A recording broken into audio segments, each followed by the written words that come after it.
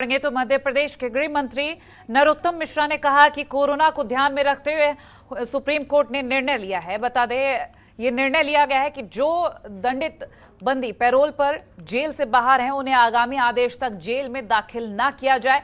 Court के आदेश के पालन में जेल विभाग पैरोल पर रिहा करीब 5000 दंडित बंदियों को जेल से बाहर रखे जाने का आदेश आज जारी करेगा। कोरोना की दूसरी लहर के पीक के दौरान विपक्ष के नेताओं ने भाजपा शासित राज्यों में कोरोना केस को लेकर हाहाकार मचाया था। अब केरल और महाराष्ट्र में कोरोना के केस बढ़ने पर विपक्षी दलों की खामोशी उनके दोहरे चरित्र को उजागर कर रही है।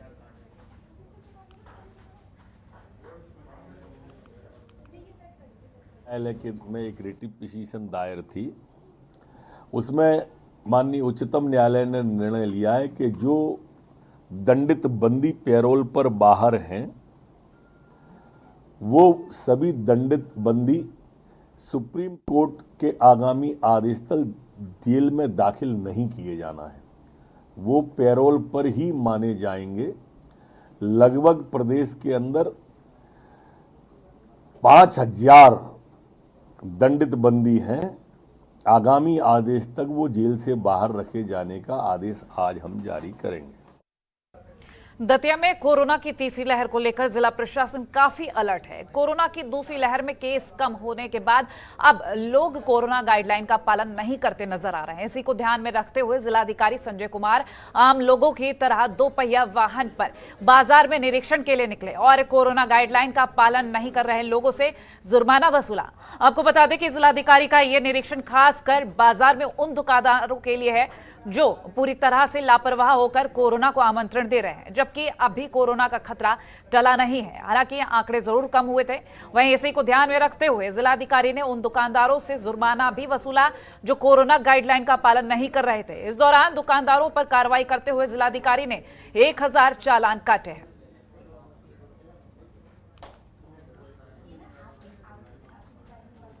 तो बता दें, दूसरी लहर में कोरोना गाइडलाइन का नियम पालन जो करवाए गए थे और उसके बाद अब अगर देखा जाए आंकड़े जरूर कम हुए हैं, लेकिन लोग कहीं ना कहीं उनमें डर कम होता नजर आ रहा है।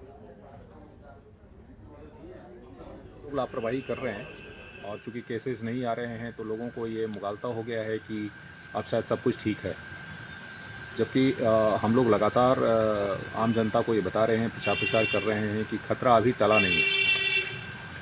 इसलिए जब भी आप व्यापारिक प्रतिष्ठानों पे बैठते हैं तो लापरवाही करने की ज़रूरत नहीं है। सोशल डिस्टेंसिंग का पालन करना है, मास्क लगाना है।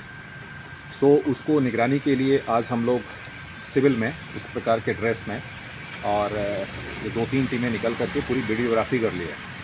और वीडियो में जो लोग भी अपने प्रतिष्ठानों पे बिना मास्क के पाए गए हैं या उनके प्रतिष्ठानों पे ज़्यादा भीड़ पाई गई है, उनके खिलाफ कल प्रति दुकान 1000 रुपये फाइन की कार्रवाई करेंगे। और वहीं सतना जिले में संविदा कर्मचारी और संयुक्त मोर्चा के 17 संघ के सदस्य अपनी लंबित मांगों को लेकर 22 जुलाई से अनिश्चितकालीन हड़ताल पर बैठे हैं, जिसका समर्थन करने के लिए मेहर विधायक नारायण त्रिपाठी पहुंचे और सरकार पर तंज कसते हुए उन्होंने कहा कि सीएम शिवराज सिंह चौहान को जल्द ही संविदा कर्मियों को नियमित करना चाहिए और पुरानी पेंशन को भी बहाल करना चाहिए।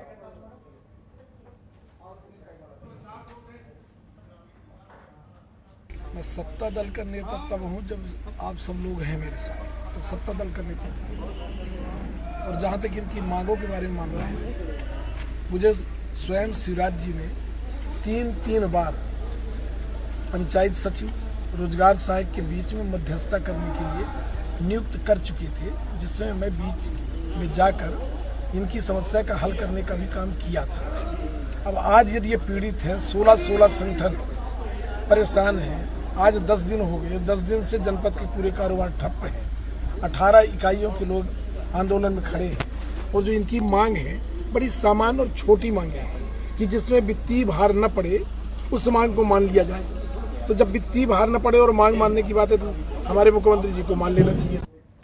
और वहीं मध्य प्रदेश में 22 जुलाई से पंचायत एवं ग्रामीण विकास विभाग संयुक्त मोर्चा अपनी अलग अलग मांगों को लेकर अनिश्चितकालीन हड़ताल पर है। वहीं इस दौरान भिंड संयुक्त मोर्चा के जिला अध्यक्ष रविकांत दीक्षित ने कहा कि अगर हमारी मांगे पूरी नहीं होती हैं तो आने वाले दिनों में बड़ा प्रदर्शन करेंगे। आपको बता दें कि इसी कार्यक्रम में भिंड के मेहगांव, गोहद, लहार विधानसभा में अलग अलग जगह पर मध्य प्रदेश पंचायत और ग्रामीण विकास विभाग संयुक्त मोर्चा के कर्मचारियों ने अर्धनग्न होकर प्रदर्शन किया।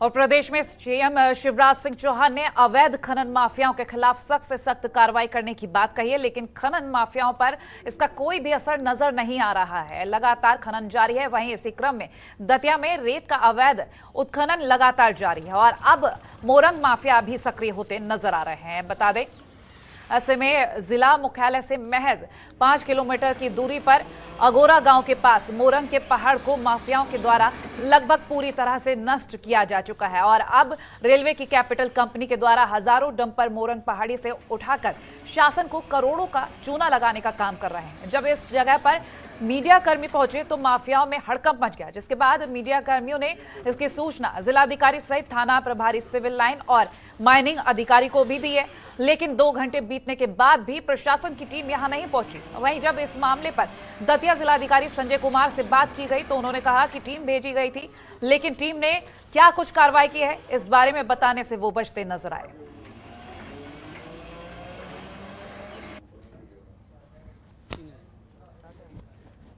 बता, टाटा तो है जो तो दिखाई, हिटैची है ना। कब से चला रहे हो यहाँ पे? अभी आया हूँ मैं, तो ज़्यादा दिन नहीं हुआ। कितने दिन हो गए? 15-20 दिन हुआ है। 20 दिन से चला रहे हो? तुम्हारे पास इसकी खोदने की किसी ने परमिशन दी तुझे? नहीं, वो तो साहब को पता है। मशीन किसकी है? क्या नाम है साहब का? वो मशीन का तो पता नहीं। साहब का क्या नाम है? साहब का मशीन तू चला रहा है? हाँ। मालिक का नाम नहीं है तुझे पता? नहीं।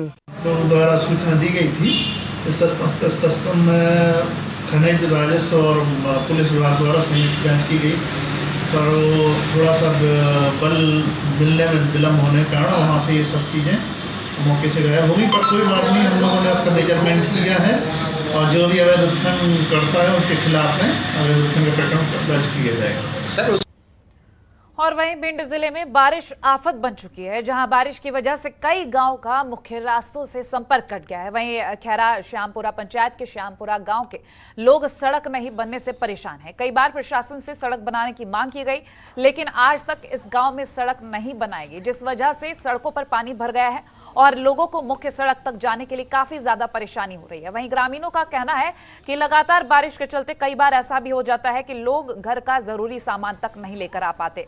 सड़क, पानी, बिजली, शिक्षा, स्वास्थ्य जैसी मूलभूत सुविधाओं से ग्रामीण कोसों दूर हैं। जबकि इस मामले में जिले के सीईओ ओपीएस कौरव ने कहा है कि श्यामपुरा गांव के ग्रामीणों को परेशानी है, लेकिन अभी समाधान करना कठिन है। फिलहाल आप तस्वीरें भी देख रहे हैं कि ग्रामीणों की परेशानी किस तरह से बढ़ चुकी है।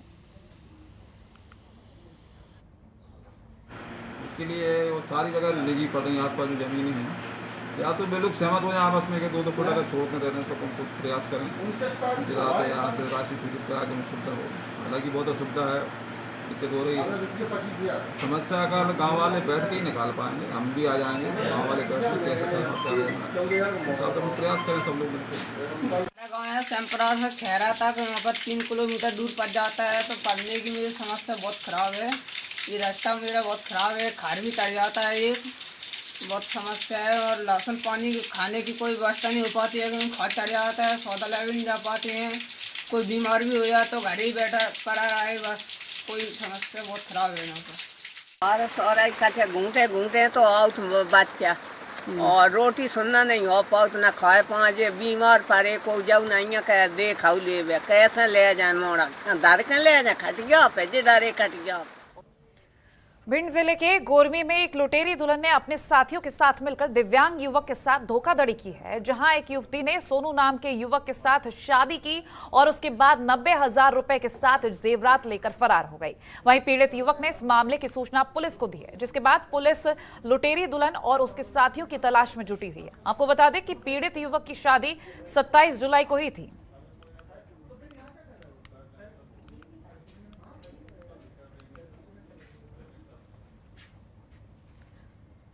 और फिलहाल इस बुलेटिन में इतना ही। 5 बजे देखिए प्राइम टाइम। खबरों के निष्पक्ष विश्लेषण के लिए सब्सक्राइब करें Jantantra TV and press the bell icon. Never miss any update.